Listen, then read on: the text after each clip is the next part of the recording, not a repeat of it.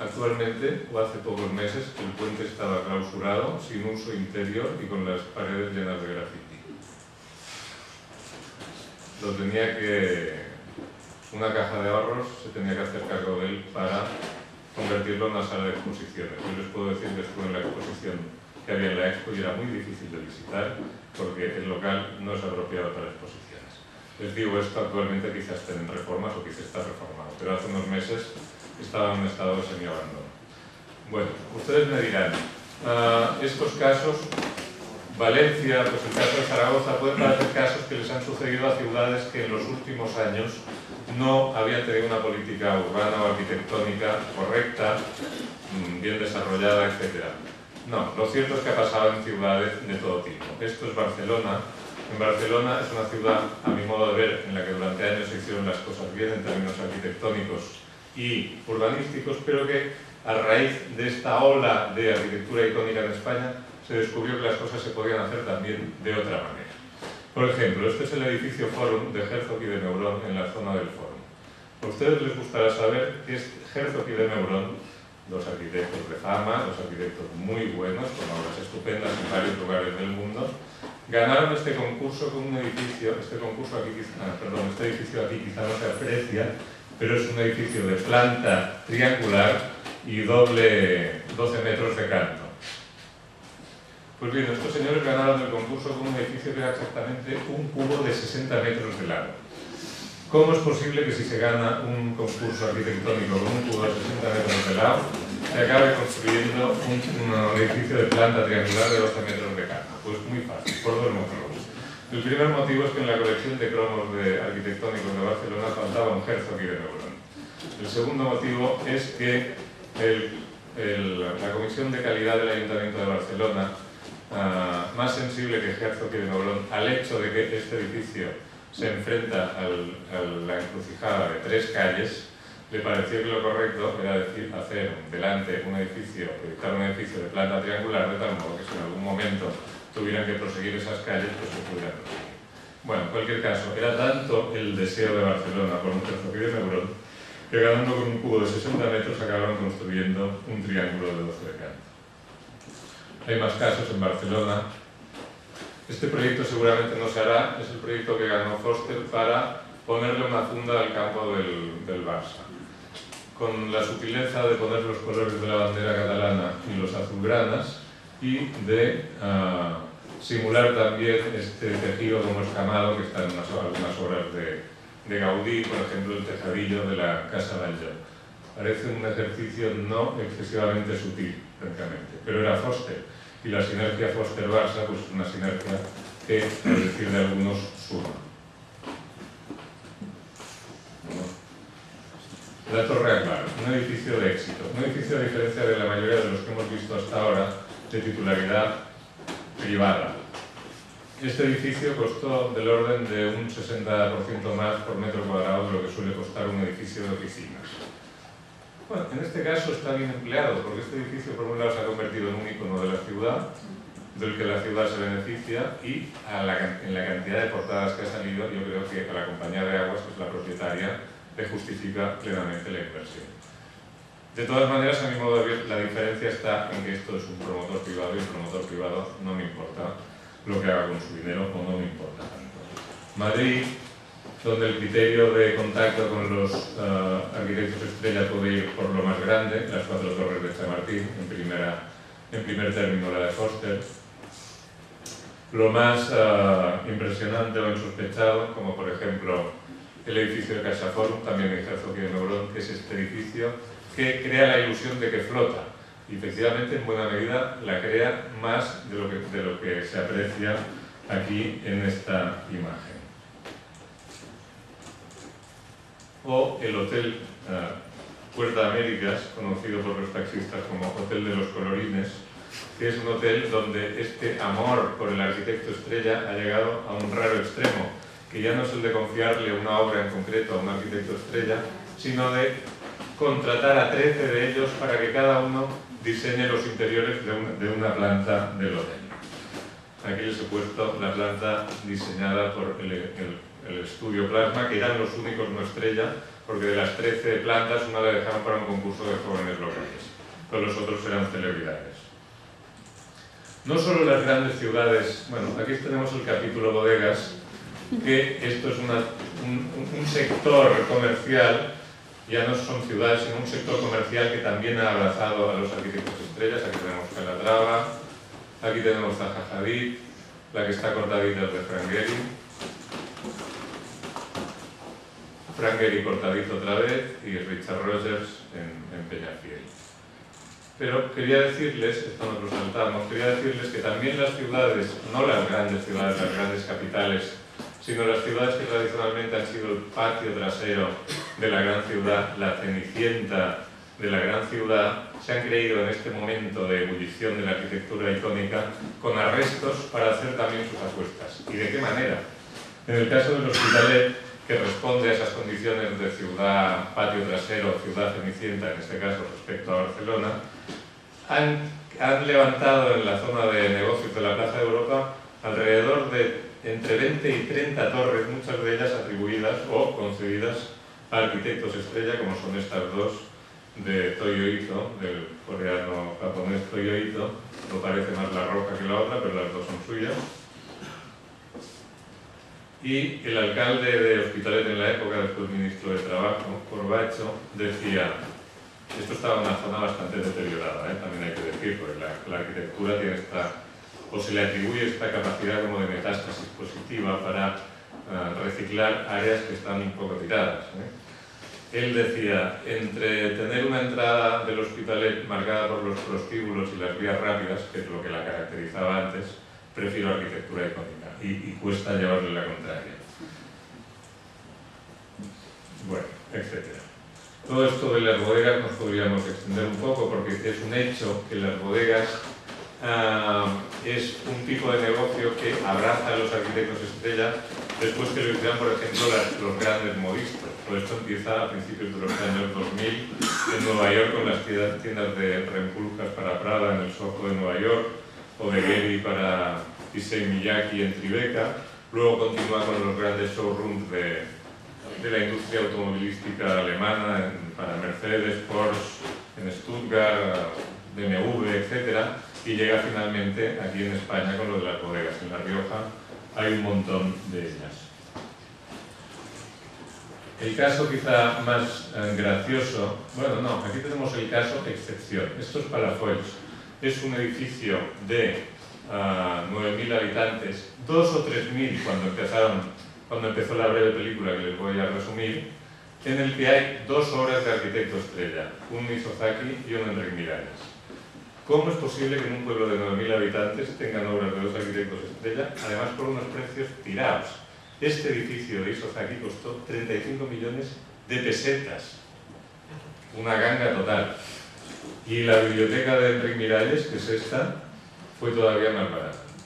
¿Cómo es posible, cuando todo el mundo paga estos dinerales por obras públicas a arquitectos estrella, que en un pueblo, donde deben ser de pueblo y por tanto quizá no muy avispados, cómo es posible que lo consigan por ese precio? Pues porque el cliente sabía hacer de cliente.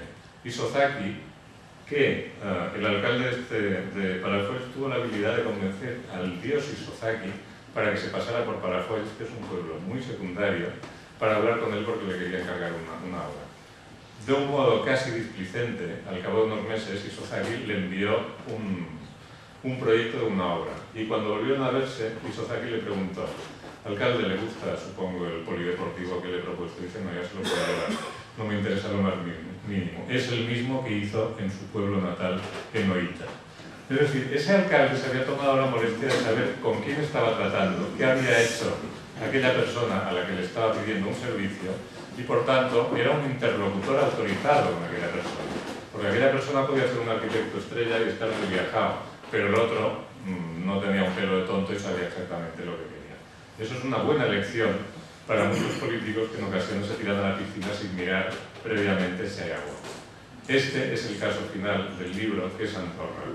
Esto, en un momento determinado, en Andorra, que incluyo en el libro por razones de proximidad, parece que podemos considerar que forma parte de la península, decidieron que también tenían que entrar en la guerra del turismo, digamos, terciario, asociado a los productos culturales, museos, arquitectos estrella. La razón no era que les gustara la arquitectura ni que les gustara Frank Gehry. La razón era que estaban preocupados porque su turismo estaba muy asociado a la nieve, al esquí, y estaban preocupados porque tenían un turismo estacional. Y decían, ¿y los otros 6 meses del año qué hacemos? Pues vamos a montarnos aquí algunos museos, pero claro, tienen que ser firmados por una estrella rutilante del firmamento arquitectónico internacional, porque si no nos vamos a quedar atrás. Tan rutilante querían esa estrella que por primera vez, yo creo que es un récord, es una novedad mundial, en las bases especificaron que el ganador solo podía ser un ganador del premio Pritzker. El premio Pritzker, ya lo saben, no voy a hacer esa comparación que se hace a menudo de que es el Nobel de la Arquitectura, digámoslo sencillamente que es el máximo galardón a una trayectoria arquitectónica internacional. Tanto es así que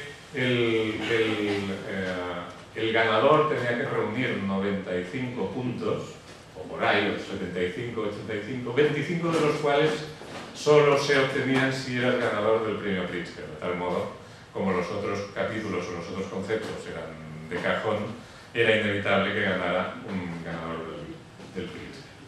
¿Qué ocurrió con estos 2 proyectos de Frank Gehry? Que les parecerá quizá llamativo, pero en cualquier caso no tanto como que este era el segundo proyecto. Este era el del Museo Nacional de Arte, esta cosa magmática es un edificio, y el otro era para el Archivo Nacional, un edificio, como pueden ver, mucho más convencional, al menos pensando en Gehry. Bueno, pues pasó que cayeron los liberales, que eran los que estaban en el gobierno y los que habían encargado estos 2 proyectos, y los socialdemócratas, que fueron quienes les sucedieron, lo primero que hicieron fue decir que Andorra no era Dubái y que todos los proyectos del señor Gehry se iban río abajo. A diferencia de Calatrava, que tiene mucha labia, Gehry se enfadó y los mandó al cuerno, les dijo que les devolviera los dibujos de su madre y las maquetas de su madre, y ahí se acabó la historia.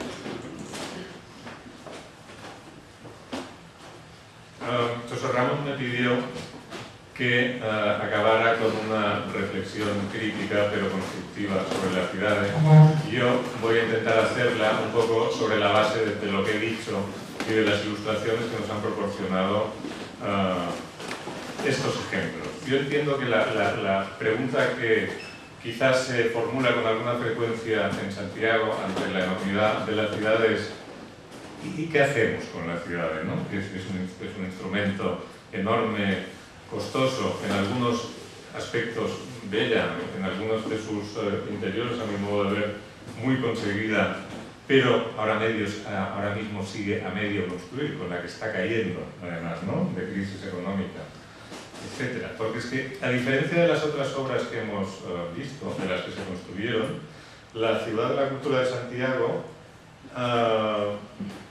tiene un problema particular, grave, hiriente, particularmente doloroso, y que va a convertirse en un fiscal inclemente de la propia ciudad, un fiscal que nos recordará continuamente sus excesos. Y ese fiscal no es otro que la larga duración de la obra y el hecho que, cuando ya muchas obras de características similares o parecidas en España están terminados, esta esté todavía por terminar con todo lo que reclama una obra a medio terminar. Yo evidentemente no tengo soluciones mágicas para una cuestión como esta, ni mucho menos milagrosas, pero quizás sí tenga alguna capacidad de análisis. Esa capacidad de análisis me permite identificar lo que yo creo que han sido una serie de errores en el proceso de concepción y desarrollo de la ciudad. Identificarlos no va a resolverlos, pero ya saben ustedes que de los errores a veces se puede aprender, aunque solo sea a no repetirlos. El primer error quizá fuera un error anímico, megalómano, que llevó a alguien a pensar que había que hacer algo muy grande y muy vistoso en un lugar. Había que conseguir algo muy grande y algo muy vistoso, sin que probablemente fuera totalmente necesario, o al menos en esas proporciones. Este error, a mi modo de ver, anuncia otro relacionado con el procedimiento de gestión de las ciudades. Como les decía antes, Santiago tuvo en tiempos al alcalde Xerardo Estévez, aquí presente, no se lo he dicho porque es un trozo que me he saltado, pero aprovecho para decir que desarrolló una política de materialización más lenta, menos vistosa, pero más asociada a la planificación y en pos de unos objetivos a medio y largo plazo. Una política que da un rédito, digamos, menos inmediato, aunque en el caso que nos ocupa tampoco le esté dando inmediato, pero que sí que da un rédito más seguro. Yo creo que ese fue un error y que además tuvo el inconveniente de que rompía una manera de hacer aquí que era más positiva. Hay un segundo error, a mi modo de ver también grave, que es que una vez tomada esta decisión de construir un edificio muy espectacular, no se intentó ajustar el proyecto a las necesidades. Es decir, y esto ya me he referido también al inicio de la charla, no se realizaron los estudios, al menos los estudios suficientes, como para calibrar, como para aquilatar cuáles eran exactamente las necesidades culturales de esta comunidad. Porque se supone que si se pone en marcha un programa tan inmenso como el de la ciudad, es para dar respuesta, dar servicio a las necesidades culturales de la comunidad, digamos, que va a beneficiarse de esta obra. Antes les decía que si tenían ocasión de leer las bases del concurso de la ciudad, pues que se darían cuenta de ese carácter etéreo, de esa imprecisión del programa. Voy a hacerlo, una cita breve. Lo que se le pedía al arquitecto, a ver si ustedes se hubieran orientado con esta petición, era, comillas, el planteamiento de la ciudad de la cultura ha de ser abierto, dinámico y permeable a las posibilidades y demandas de cada momento. Su objetivo es una respuesta netamente gallega a la tendencia mundial basada en la creación de áreas o centros de conservación, producción, exhibición y consumo cultural, comunicativo y tecnológico. Un espacio multifuncional, multidisciplinar, aglutinador y distinto, propicio para la interacción cultural, la formación y la búsqueda. Como pueden ver, este programa no era tan concreto como puede ser el de una vivienda a la que antes nos referíamos. Era bastante más vaporoso. Yo creo que en esa vaporosidad, por decirlo así, está un poco lo que ha venido después, las consecuencias de este planteamiento, pues eso, tan abierto, tan dinámico, tan permeable a las posibilidades y demandas de cada momento. Decir esto es decir poco, yo creo. En el fallo del jurado, a mi modo de ver, hubo un cuarto error, o si lo prefieren, una decisión incomprensible. ¿Cómo es posible, y vuelvo a repetir lo que he dicho al hablar de Santiago, que un jurado que, entre otras competencias, tiene la de elegir aquella solución arquitectónica que mejor responde a las bases del concurso, lo cual, supongo, implica garantizar el cumplimiento de esas bases, ¿cómo es posible, me pregunto, que ese mismo jurado premie a aquel concursante que, graciosamente, sin encomendarse a Dios ni al diablo, incrementa por su cuenta el presupuesto cifrado en 108 millones a 132? Pregunta de difícil respuesta. Y luego hubo aún otros errores, y ya quizá no podía ser de otro modo, por aquello de que lo que mal empieza, mal continúa. Dejémoslo en que mal continúa. Por ejemplo, una gestión del proyecto que en sus primeras fases generó demoras atribuibles a un arquitecto que no entregaba los proyectos ejecutivos en los plazos pactados y que produjo encarecimientos que deben considerarse también un error, a mi modo de ver. También fricciones con los primeros partners españoles y, bueno, que acabaron saltando y que propiciaron, digamos, algo que tuvo un efecto positivo, como fue la llegada de Euroestudios y de Andrés Perea, que es quien está llevando adelante finalmente el proyecto. Estoy acabando ya. Otro error, a mi juicio muy grave, clarísimo, es la carencia de un pacto previo entre los grandes partidos a la hora de poner en marcha un proyecto de esta envergadura, que ya no es un proyecto de partido, sino que es un proyecto de país. Hay proyectos que por sus dimensiones comprometen seriamente los presupuestos de una institución, en este caso la Xunta de Galicia. A mí, por tanto, no me parece sensato abordarlos sin un consenso previo entre partidos, entre los de gobierno y los de la oposición. Porque a veces sucede, son las cosas de la democracia, y aquí esto se verificó claramente, que los que están en el poder pasan a la oposición, y viceversa. Y la primera actitud de los partidos de la oposición que llegan al poder suele ser la de poner en cuarentena los grandes proyectos de quienes acaban de desbancar. Eso quizás sea necesario para hacerse un mapa de la situación, para saber dónde estamos y a qué nos atenemos. Pero también genera retrasos, cambios de programa, a veces mejor o peor resueltos, recelos, descrédito, etcétera, etcétera. Y en definitiva, no es bueno para la obra que a estas alturas de desarrollo ya ha engullido los suficientes recursos públicos como para hacer improbable su paralización definitiva y su abandono, e incluso añadiría indeseable.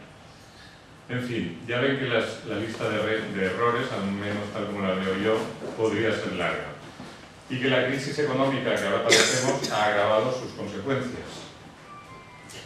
Acabo ya, ahora sí, y lo hago con una pregunta. ¿Qué hacer ahora? Como siempre, se trata de hallar la mejor manera posible de gestionar una realidad heredada. La ciudad es una criatura descomunal, pero hay que quererla igual.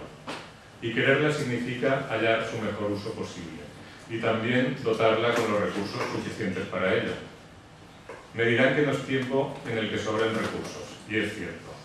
Pero le responderé que una cosa es un crecimiento acompasado con la realidad de la crisis, y otra sería abandonar la ciudad en el Monte Gaiás como un pecio sin vida o sin la vida suficiente.